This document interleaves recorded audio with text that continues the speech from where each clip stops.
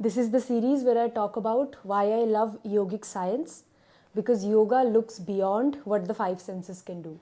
Today we are talking about psychosomatic diseases and how these diseases originate in the Manomaya kosha and then can manifest into the other koshas. After it became evident that there is a relationship between stress and lifestyle diseases, psychosomatic diseases was the term that came into usage. But if you are thinking that this is a modern discovery, then you will be surprised to know that the exact same term, meaning the exact same thing, has been mentioned in many ancient yogic texts, and one of those texts is Yoga Vashisht, where psychosomatic diseases have been explained in great depth. The term that was used there was Adhija Vyadhi, where Vyadhi means physical bodily disease and Adi means mental unrest. So all the diseases which are symptomatic in the physical body but are originating by mental unrest in the mind, those diseases are called Adhija Vyadhi, and in modern terms are called psychosomatic diseases. Now, to understand psychosomatic diseases, we first need to understand what stress is.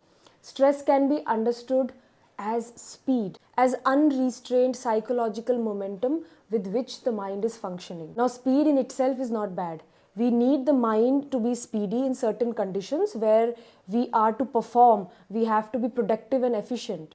But what is wrong is speed without brakes. It's like a vehicle which only has the accelerator pedal and not the brake pedal, and then the crash is bound to happen. So in today's time, in the name of productivity and efficiency, only speed is glorified, and taking pauses, slowing down has almost been forgotten. Now this unregulated speedy behavior has reached a stage which is called chronic stress buildup. Even though the stress is very low grade, but it is persistently there for a very long duration of time, and it leads to buildup of stress in our different koshas. Now this stress buildup is not limited just to the mind, to the Manomaya kosha. When the mind is agitated, even the prana becomes erratic, which is seen in the form of uneven and short breaths in almost all of us. And when the prana is disturbed, it disturbs the entire internal functioning, which always begins with digestive issues.